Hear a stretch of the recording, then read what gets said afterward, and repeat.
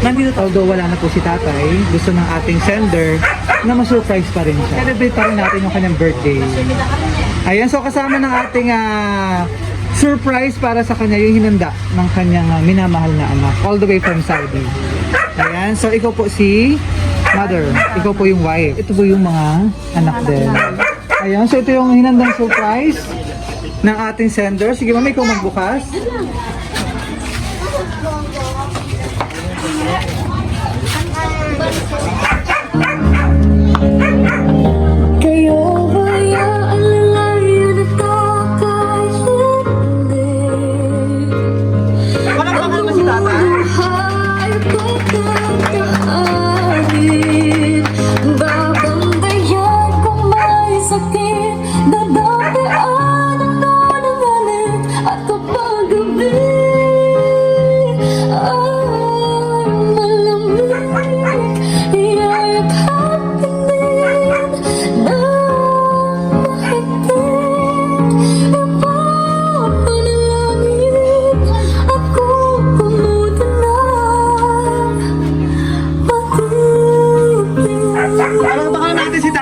Happy birthday! Happy 54th birthday! Kay Tatay Ernesto!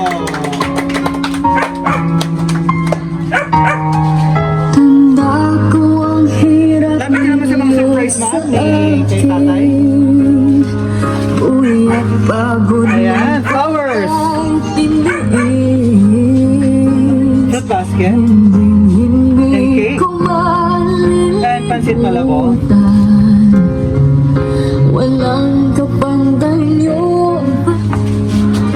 Ano ba gusto sabihin kay tatay ngayon, ma'am, na wala po siya at sabihin ko lang sa kanya, mahal pa rin naman siya kahit wala na siya. Sana kung saan man siya naroon ngayon, sana masaya na siya. Wala na siya sa nararamdaman. parang biglaan po ba yung pagkakatayo ni tatay? Sa ngayon, ma'am, masaya pa rin siya. Kasi na-surprise pa rin siya. Tinuloy pa rin ang anak namin. Yes po. Kasi ito yung talagang pinaka-plano niya, ma'am, para i-surprise siya, no? Ayan, so, Biglang nawala yung tao. wala na po. Sige, sige po. Sino yung anak pa nandito? Nandiyan lahat yung mga anak namin. Ha? Ito lang lahat. Sige, message mo tayo kay tatay. Lapit naman kayo dito. Ito siya. Ayan, ito si tatay Ernesto.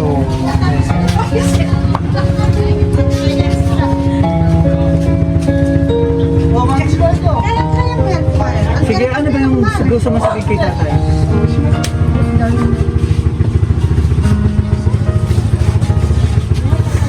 Sana masaya na siya. Kasi hindi na siya nahihirapan. Yun, lagi niya lang kami gabayan. Yun na lang.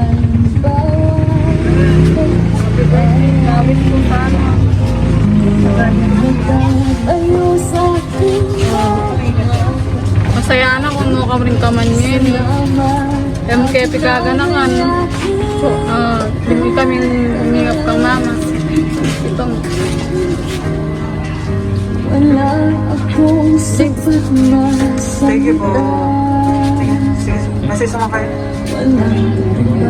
Sana po kung nasa naman siya ngayon sa nasa buti na siyang sana masaya na po siya. Huwag niya po kaming intindihin dito.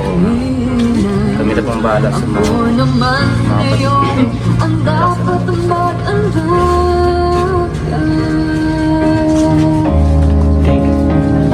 Kayo ba yung Ito yung pingasabi ko. Dakal-dakal po salamat. Ikaw, sana po kabayan na yan. Ito, thank you. babantayan kung may sakit, dadapian ng halik at kapag gabi Ayan, dito ka din. ay malamig. Yes, so katanda natin ng happy birthday si tatay. Happy birthday to you. Happy birthday to you. Happy birthday, happy birthday. Happy birthday to you. Happy birthday to you.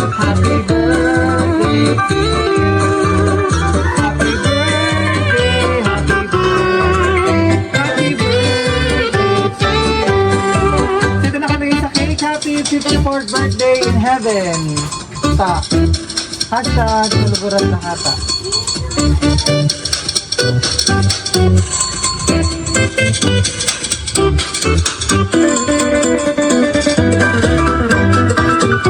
Ito yung message ni Mr. Darwin sa kanya. Dear Tatay, una sa lahat, happy 44th birthday in heaven, Tatay. Sayang hindi mo dinatnan tong surprise ko para sa'yo. Ito yung kauna-unahang wala ka sa birthday mo. Masakit man tanggapin ang pagkawala mo, pero nagpapakatatag kami para sa'yo at para sa family natin. At sa nanay namin, lalong-lalo na sa kapatid namin may sakit.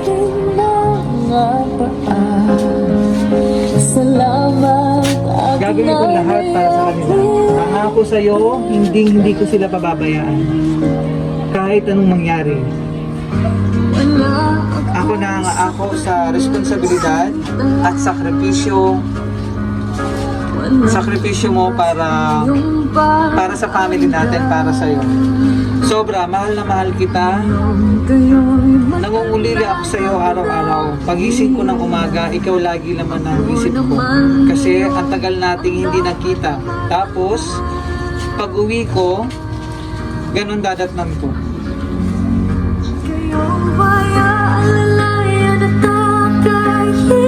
Na nakahiga ka na sa puting higaan. Sobra.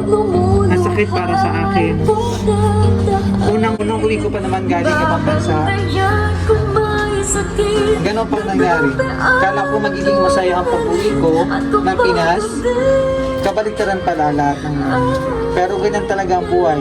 Kailangan tanggapin.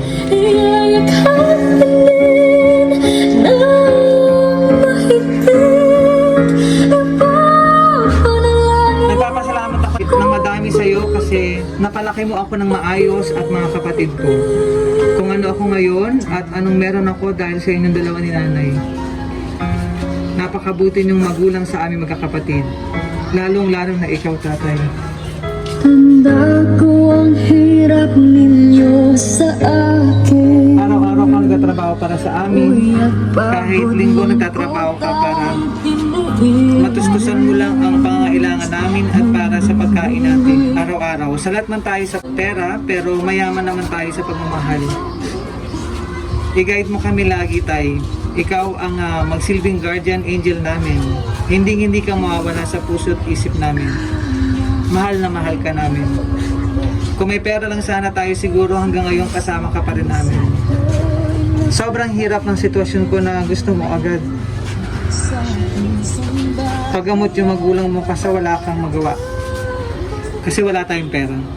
Pero kahit ganun pa man, yung sitwasyon, masaya ka na dyan sa taas. Kasama mo na si God, wala ka na sakit na mararamdaman. At sa lahat po ng nakiramay sa amin, mga kapitbahay, mga kaibigan, kumpare, kumare, lolo, lola, tita, tito, pinsan, pamangkin, maraming salamat po sa inyong lahat at lalo na sa iyo, boss.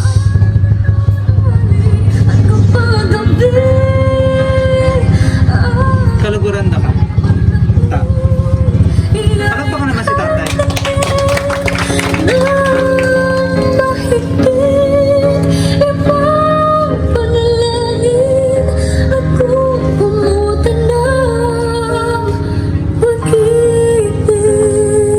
Very emotional po sabihin kay Tatay.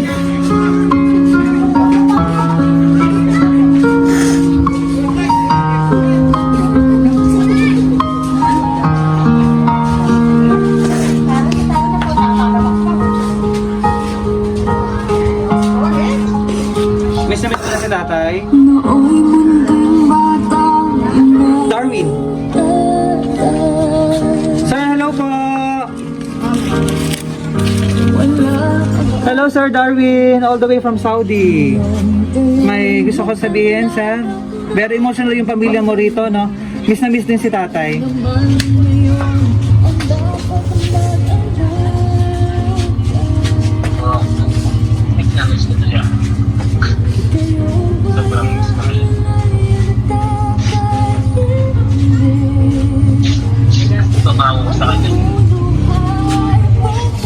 ako naman ulit sa kanya siya nag-ising na para sa akin. Lalo na sa kapatid ko may sakit. Kahit nasa malayo man ako, hindi ko sila pababayaan. Mahal na mahal ko silang lahat. Tuloy na yung namin. Yun lang. Nakakaganda ka. Salamat. Salamat po, Mr. Darwin. Kailan ba umalis si Mr. Darwin? Dumating siya nung paburo niya yung tatay niya. 15 days lang siya. Tapos umalis din ulit. Umuwi lang kasi si Para Sige ma'am, kunin naman namin yung pwede ko pa sabihin sa iyong mga anak, lalo na ngayon na ikaw na lang yung parang tumatay talagang magulang nila at wala na po si tatay. happy birthday niya, Bendo. Kahit wala ka na. Ako nang bahala sa mga anak natin, huwag mo na silang intindihin. Kakayanin ko to para sa kanila. Maraming salamat sa lahat ng sakripisyo. Mahal na mahal kita. Salamat. Kayong mag-alala sa puso't isip. So from BFC Flowers and Gift po, ayan, maraming salamat ma'am. Ayan, so at naging part kami nitong pagdiriwang na although wala na po si tatay, pero yung inspirasyon at pagmamahal niya po, hindi naman po mawawalan. Para po sa inyong pamilya na nakasama niya po.